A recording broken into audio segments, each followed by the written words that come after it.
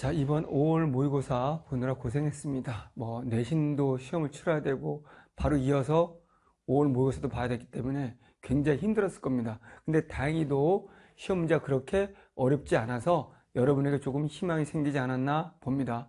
3월 모의고사와 다른 점이 있다면, 제가 그때 3월에도 말씀드렸지만, 3월이 어려운 거는 여러분의 실력의 문제가 아니고, 문제가 너무 지저분했어요. 그래서 정보만 열심히 너무 많고, 눈으로 직접적으로 가서 확인하는 문제가 너무 많았거든요. 하지만 이번 모의고사는 상당히 좀 잘 냈다라고 좀 평가하고 싶은데, 그래서 여러분들이 혹시라도 5월 모의고사를 조금 생각보다 못 봤다면, 내가 국어의 기본이 많이 안 돼 있는 것 같다라고 생각하시고, 남은 기간 동안 6모 전까지 기본을 잡는 연습을 좀 하시고요.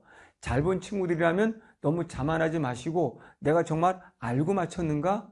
시험 중간에 내가 조금이라도 감으로 찍어서 맞췄다면 난 내 실력을 좀 다시 원점으로 돌려서 객관적으로 내 실력을 바라볼 수 있는 계기로 삼았으면 좋겠습니다. 제가 해설 강의를 굉장히 빠른 속도로 필요한 것만, 문학은 대부분 다 했는데 빠른 속도로 어떻게 접근하는지만 보여드렸거든요. 어차피 해설지가 다 있기 때문에 제가 6월, 9월이면 아주 꼼꼼히 해설하는데 그렇게 해설해 놨으니까 그래도 꼭 한번 보시기 바랍니다. 내가 정답을 찾는 논리랑 어떤 차이가 있는지 확인해 보시면 될 것 같고요. 일단은 전체적인 난도는 여러분들의 등급 컷을 보면 낮았다는 걸 입증이 되고 있죠. 일단 낮았다는 걸 떠나서, 그래서 이제 문학을 보면 문학은 상당히 잘 냈습니다. 그래서 문학의 어떤 복이라든가 이런 기준들이 좀 더 명료했다라는 거. 그래서 우리가 헷갈리는 문제라든가 알쏭달쏭한 문제가 없이 명료했다. 그래서 저는 어렵진 않았지만 잘 냈다라고 볼 수 있고요. 이 독서 영역 같은 경우도 지문은 아주 좋았습니다. 지문 아주 좋고, 인문 지문 같은 경우는 문제도 좋았습니다. 지문도 좋고 문제도 좋았고, 우리 과학 지문에서 과학기술 지문도 지문 좋았어요. 지문이 좋았는데 문제에서, 보기 문제에서 좀 계산 문제가 있었어요. 이런 것들은 좀 수능스럽지 않다는 거고, 우리 사회 지문도 좋았는데 살짝 역시 보기 문제가 또 계산스러운 문제가 있어요. 이런 것들은 수능에서 지양하지 않는 것들이거든요. 그래서 이 두 문제 빼고는 나머지들은 다 문제나 지문들이 깔끔했다. 3월은 쓸데없이 정보만 많았지만 그렇진 않았다라고 보고요. 특히 인문 지문하고 과학 지문은 잘냈다라고 저는 칭찬하고 싶습니다. 그리고 우리가 언어와 매체도 역시 문법이, 특히 언어 어렵지 않았습니다. 다른 3월 모의사처럼 쓸데없이 조건을 과하게 주는 그런 것들이 없었다라는 거죠. 그래서 간단한 조건으로 우리가 쉽게 빠르게 풀 수 있었기 때문에 어렵지 않았다. 그래서 깔끔했다라고 좋고요. 화법과 작문도 특별한 게 없이 그냥 평이했다라고 보시면 됩니다. 평이했다.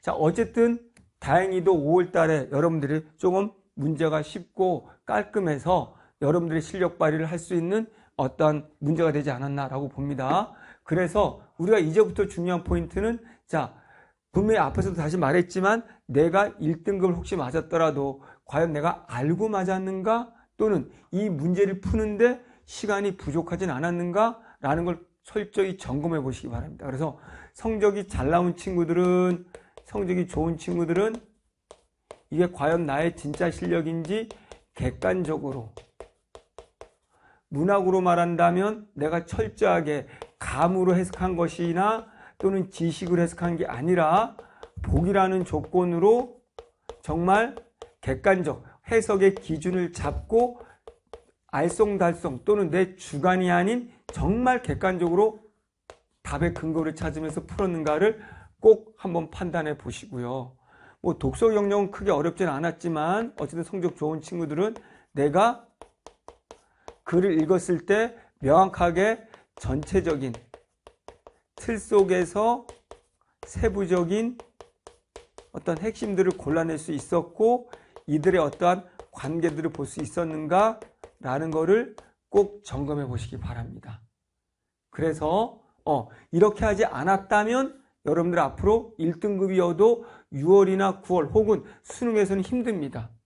다시 말하지만 수능은 지금처럼 아주 깊게 이렇게 표면적으로 문제 내는 것이 아니라 아주 깊게 들어갑니다. 그래서 우리는 깊게 공부를 해야 돼요. 그건 명심하시고, 성적이 안 좋은 친구들은, 생각보다 조금 안 좋은 친구들은 다시 기본부터 한다라는 생각으로 다잡기 바랍니다. 아직 시간이 충분합니다.